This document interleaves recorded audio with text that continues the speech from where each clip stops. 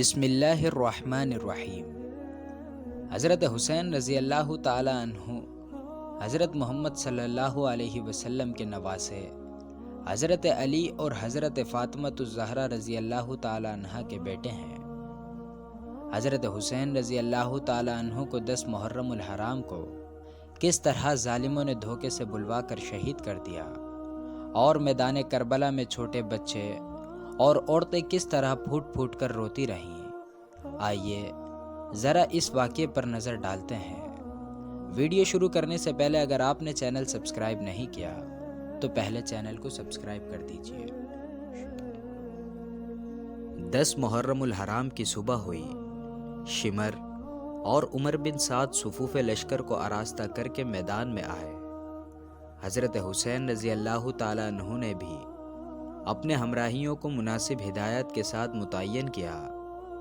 شمر نے عبداللہ، جعفر، عثمان، عباس کو میدان میں بلوا کر کہا کہ تم کو امیر بن زیاد نے امان دے دی ہے۔ انہوں نے کہا کہ ابن زیاد کی امان سے اللہ کی امان بہتر ہے۔ بعض روایت کے موافق آپ کے ہمراہ اس وقت جبکہ لڑائی 10 محرم الحرام سن 61 ہجری کی صبح کو شروع ہوتی ہے 72 آدمی موجود تھے۔ بعض روایت کے موافق 140 اور بعض روایت کے موافق 240 تھے۔ بہرحال اگر بڑی سے بڑی تعداد یعنی 240 بھی تسلیم کر لیں تو دشمنوں کے 1000 باجرار افواج کے مقابلے میں حسین رضی اللہ تعالی عنہ کے ساتھی کوئی حقیقت نہ رکھتے تھے۔ حسین رضی اللہ تعالی عنہ اپنے ہمراہیوں کو مناسب مقامات پر کھڑا کر کے اور ضروری وصیتیں فرما کر اونٹ پر سوار ہوئے اور کوفی لشکر کی صفوف کے سامنے تنہا گئے۔ ان لوگوں کو بلند آواز سے مخاطب کر کے ایک تقریر شروع کی اور فرمایا کہ اے کوفیوں، میں خوب جانتا ہوں کہ یہ تقریر کوئی نتیجہ میرے لیے اس وقت تک پیدا نہ کرے گی، اور تم کو جو کچھ کرنا ہے تم اس سے باز نہ آؤ گے، لیکن میں مناسب سمجھتا ہوں کہ اللہ تعالیٰ کی حجت تم پر پوری ہو جائے اور میرا عذر بھی ظاہر ہو جائے۔ ابھی اس قدر الفاظ کہنے پائے تھے کہ آپ کے خیمے سے عورتوں اور بچوں کے رونے کی آوازیں بلند ہوئیں۔ ان آوازوں کے سننے سے آپ کو سخت ملال ہوا اور سلسلہ کلام کو روک کر لا حول پڑھ کر آپ نے کہا کہ عبداللہ بن عباس مجھ سے سچ کہتے تھے کہ عورتوں اور بچوں کو ہمراہ نہ لے جاؤ۔ مجھ سے غلطی ہوئی ہے کہ میں نے ان کے مشورے پر عمل نہ کیا۔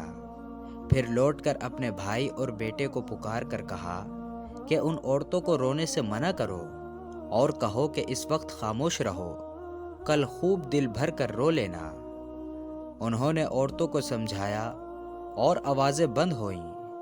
حضرت حسین رضی اللہ تعالی عنہ نے پھر کوفیوں کی طرف متوجہ ہو کر اپنی تقریر اس طرح شروع کی کہ لوگوں، تم میں سے ہر ایک شخص جو مجھ سے واقف ہے اور ہر ایک وہ شخص بھی جو مجھ کو نہیں جانتا، اچھی طرح آگاہ ہو جائے کہ میں حضرت محمد صلی اللہ علیہ وسلم کا نواسہ اور حضرت علی رضی اللہ تعالی عنہ کا بیٹا ہوں۔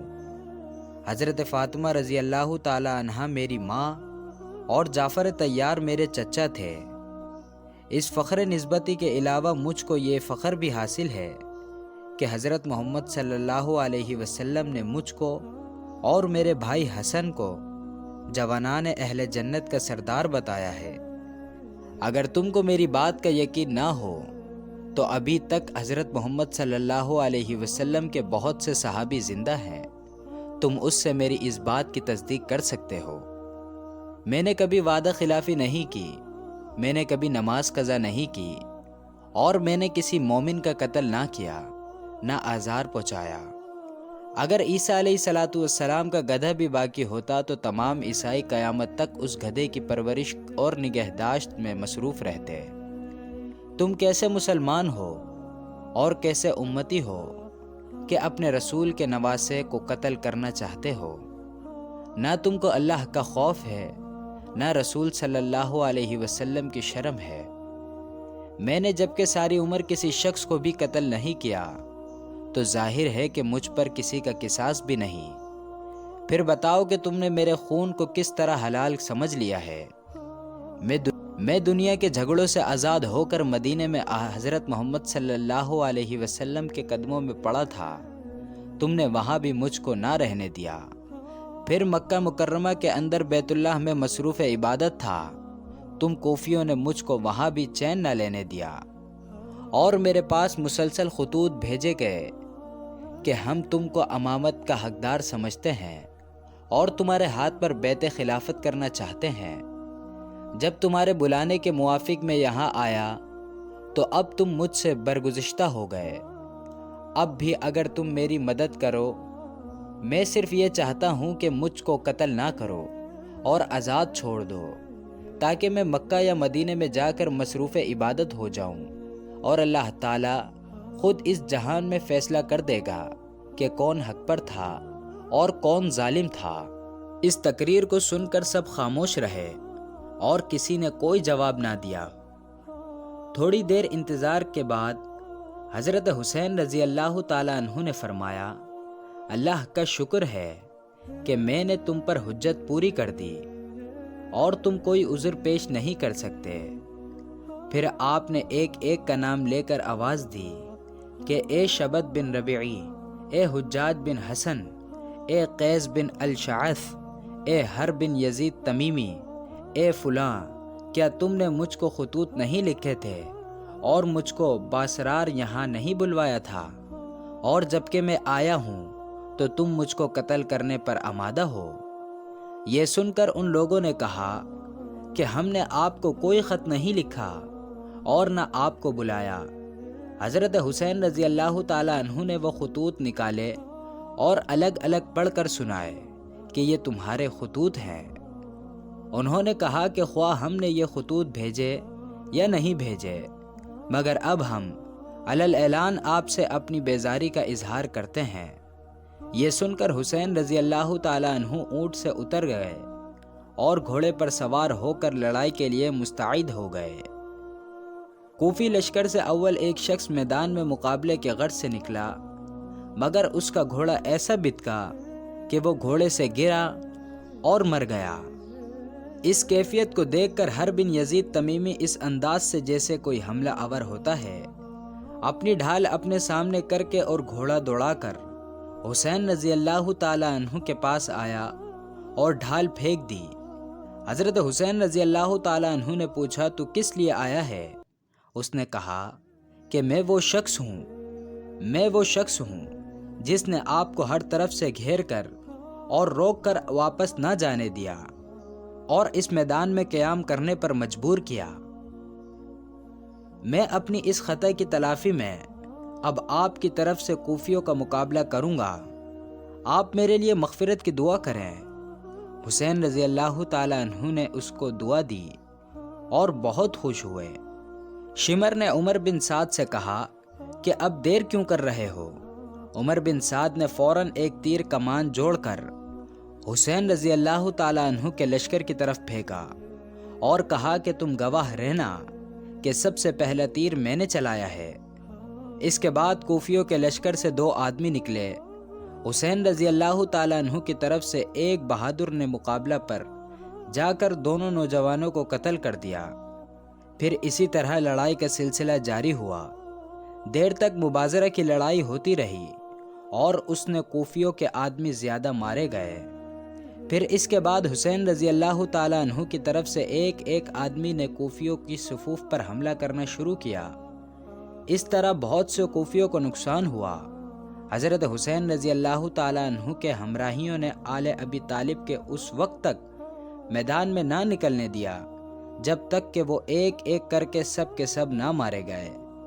آخر میں مسلم بن عقیل کے بیٹوں نے آل علی پر سبقت کی، ان کے بعد خود بھی شہید ہو گئے۔ ان کے قتل ہونے کے بعد حسین رضی اللہ تعالیٰ عنہ سے ضبط نہ ہو سکا اور آپ رونے لگے۔ پھر آپ کے بھائی عبداللہ، محمد، جعفر، عثمان نے دشمنوں پر حملہ کیا اور بہت سے دشمنوں کو مار کر خود بھی ایک ہی جگہ ڈھیر ہو گئے۔ آخر میں حسین رضی اللہ تعالیٰ عنہ کے ایک نوعمر بیٹے محمد قاسم نے حملہ کیا اور وہ بھی مارے گئے۔ غرض کہ حسین رضی اللہ تعالیٰ عنہ کے لیے کربلا میں اپنی شہادت اور دوسرے تمام مصیبتوں سے بڑھ کر مصیبت یہ تھی کہ انہوں نے اپنی آنکھوں سے اپنے بھائیوں اور بیٹوں کو شہید ہوتے ہوئے اور اپنی بیٹیوں اور بہنوں کو ان روح فرسا نظروں کا تماشا دیکھتے ہوئے دیکھا۔ حسین رضی اللہ تعالیٰ عنہ کے ہمراہیوں اور خاندان والوں نے ایک طرف اپنی بہادری کے نمونے دکھائے تو دوسری طرف وفاداری و جانثاری کی بھی انتہائی مثالیں پیش کر دی۔ نہ کسی شخص نے کمزوری و بزدلی دکھائی، نہ بے وفائی و تن آسانی کا الزام اپنے اوپر لیا۔ حضرت حسین رضی اللہ تعالیٰ عنہ سے آخر تنہا رہ گئے۔ عبداللہ بن زیاد ظالم نے یہ حکم بھی بھیج دیا تھا کہ حسین رضی اللہ تعالیٰ عنہ کا سر مبارک کاٹ کر ان کی لاش گھوڑوں سے پامال کرائی جائے کہ ہر ایک عضو ٹوٹ جائے۔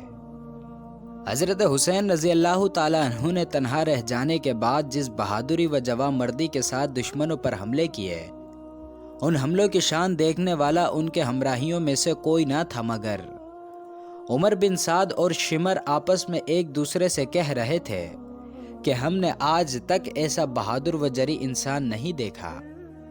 اس غم کی داستان اور روح کو مزمحل کر دینے والی کہانی کا خلاصہ یہ ہے کہ حضرت حسین رضی اللہ تعالیٰ عنہ کے جسم پر 45 زخم تیر کے تھے، مگر آپ برابر دشمنوں کا مقابلہ کیے جا رہے تھے۔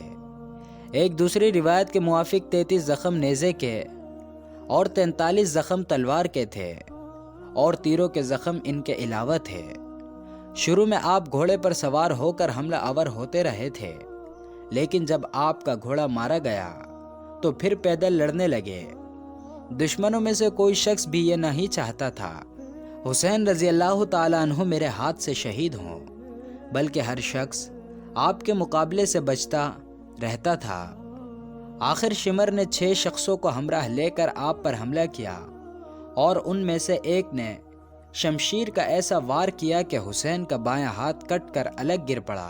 حضرت حسین رضی اللہ تعالیٰ عنہ نے اس پر جوابی کارروائی کرنا چاہا، لیکن آپ کا داہنا ہاتھ بھی اس قدر مجروح ہو چکا تھا کہ تلوار نہ اٹھا سکے۔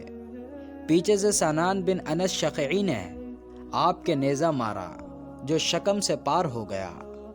آپ نیزے کا یہ زخم کھا کر گرے۔ اس نے نیزہ کھینچا اور اس کے ساتھ ہی آپ کی روح بھی کھنچ گئی۔ اس کے بعد شمر نے یا شمر کے حکم سے کسی دوسرے شخص نے حضرت حسین رضی اللہ تعالیٰ عنہ کا سر جسم سے جدا کیا اور عبداللہ بن زیاد کے حکم کی تعمیل کے لیے 12 سوار متعین کیے گئے۔ انہوں نے اپنے گھوڑوں کی ٹاپوں سے آپ کے جسم مبارک کو خوب کچلوایا، پھر خیمے کو لوٹا، آپ کے اہل بیت کو گرفتار کیا۔ زین العابدین جو لڑکے تھے، شمر کی نظر پڑی تو ان کو اس نے قتل کرنا چاہا، مگر عمر بن سعد نے اس کو اس حرکت سے باز رکھا کہ حضرت حسین رضی اللہ تعالیٰ عنہ کا سر مبارک اور آپ کے اہل بیت کوفہ میں ابن زیاد کے پاس بھیجے گئے۔ کوفہ میں ان کو تشہیر کیا گیا۔ ابن زیاد نے دربار کیا اور ایک تشت میں رکھ کر حسین کا سر اس کے سامنے پیش ہوا۔ پھر تیسرے روز شمر کو ایک دستہ فوج دے کر اس کی نگرانی میں یہ قیدی اور سر مبارک یزید کے پاس دمشق کی جانب روانہ کیا۔ علی بن حسین رضی اللہ تعالیٰ عنہ یعنی امام زین العابدین اور تمام عورتیں جب یزید کے پاس پہنچے اور حسین رضی اللہ تعالیٰ عنہ کا سر اس نے دیکھا اور عبداللہ بن زیاد کو گالیاں دے کر کہنے لگا کہ اس پرسمیے کو میں نے یہ حکم کب دیا تھا کہ حسین بن علی کو قتل کر دینا۔ پھر شمر اور عراقیوں کی طرف مخاطب ہو کر کہنے لگا کہ میں تو تمہاری اطاعت و فرما برداری سے ویسے ہی خوش تھا، تم نے حسین بن علی کو کیوں قتل کر دیا؟ شمر اور اس کے ہمراہی اس توقع میں تھے کہ یزید ہم کو انعام دے گا اور ہماری عزت بڑھائے گا، مگر یزید نے کسی کو کوئی انعام و صلہ نہیں دیا اور اپنی ناخوشی و ناراضگی کا اظہار کر کے سب کو واپس لوٹا دیا۔ اس کے بعد ان قیدیوں کو آزادی دے کر بطور معزز مہمان اپنے محل میں رکھا۔ عورتیں اندر عورتوں میں گئیں تو انہوں نے دیکھا کہ یزید کے محلِ سرا میں بھی اسی طرح ماتم برپا ہے اور سب عورتیں رو رہی ہیں، جس طرح حسین کے بہن اپنے بھائی اور عزیزوں کے لیے رو رہی تھی۔ اس طریقے کی مزید ویڈیو اور دیکھنے کے لیے ہمارے چینل کو ضرور سبسکرائب کر دیے گا۔ شکریہ۔